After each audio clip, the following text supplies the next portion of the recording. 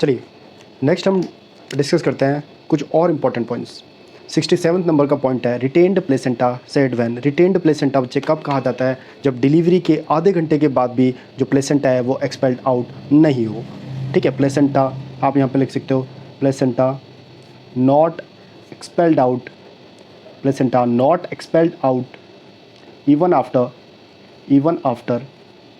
30 minute of delivery के आधे घंटे के बाद भी अगर प्लेसेंटा एक्सपेल्ड आउट नहीं होती है तो बच्चे हम बोलते हैं रिटेन्ड प्लेसेंटा। क्या बोलते हैं बच्चे? Retained placenta.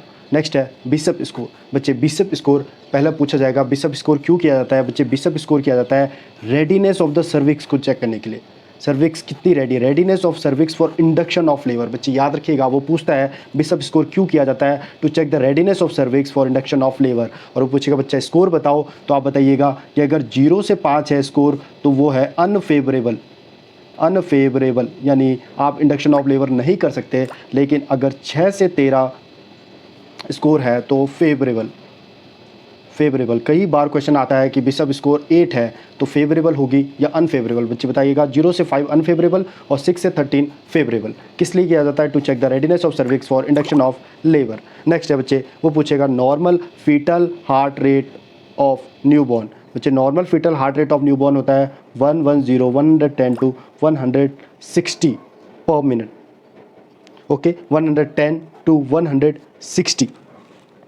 चलिए 110 to 160 beats per minute. Okay, next alpha fetoprotein का लेवल अगर कम हो रहा है तो बच्चे वो दर्शाता है डाउन सिंड्रोम को। याद रखना बच्चे, अगर अल्फ़ा फीटो प्रोटीन का लेवल कम है तो वह दर्शाता है डाउन सिंड्रोम को। ठीक है, और डाउन सिंड्रोम को अगर इसका लेवल कम है, और डाउन सिंड्रोम के 3 फीचर्स याद रखना बच्चे, एक होता है मैक्रोग्लोसिया, एक मंगोलियन साइन और single palm crease. Short upper lip भी आप बोलते हैं, शॉर्ट अपर लिप भी इसका एक फीचर होता है, लेकिन macroglossia, Mongolian sign and single palm crease, ये 3 याद रखिएगा जब भी वो आपसे पूछे डाउन सिंड्रोम के सिम्टम्स। ओके, चलिए नेक्स्ट है visual examination of vagina and cervix को बच्चे आप क्या बोलते हो? मैग्नीफाइंग जो लेंस होते हैं, मैग्नीफाइंग लेंस का यूज़ करके अगर आप visual examination of vagina service करते हैं तो बच्चे उसको बोलते हैं कॉल्पो।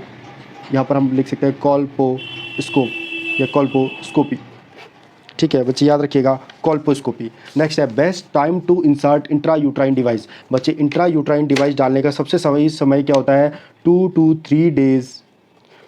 3 days after period is over. Periods के ओवर होने के 2 से 3 दिन बाद आप डाल सकते हैं, या फिर आप क्या बोल सकते हैं after 7 days from starting of period. 7 days after 7 days of starting of periods. जब पीरियड्स स्टार्ट होते हैं उसके 7 दिन के बाद, या फिर पीरियड्स ख़त्म होने के 2 से 3 दिन बाद बिल्कुल सही समय होता है इंट्रा यूट्राइन डिवाइस को इंसर्ट करने का। बहुत इंपॉर्टेंट क्वेश्चन है, याद रखिएगा। नेक्स्ट है most common problem with intra uterine device. Intra uterine device के साथ मोस्ट कॉमन प्रॉब्लम क्या है बच्चे? इनका एक्सीडेंटल, ये क्या करते हैं? एक्सपल्सन हो जाना, स्पॉन्टेनियस एक्सपल्सन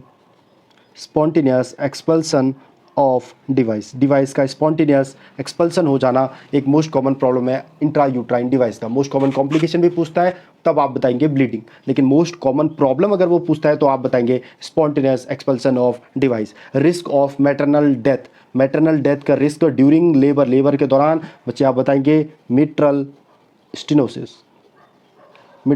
स्टिनोसिस। नेक्स्ट है सिंथेसिस ऑफ एससीजी। बच्चे एससीजी का सिंथेसिस होता है एट अराउंड कितने दिनों में बच्चे? 10th day.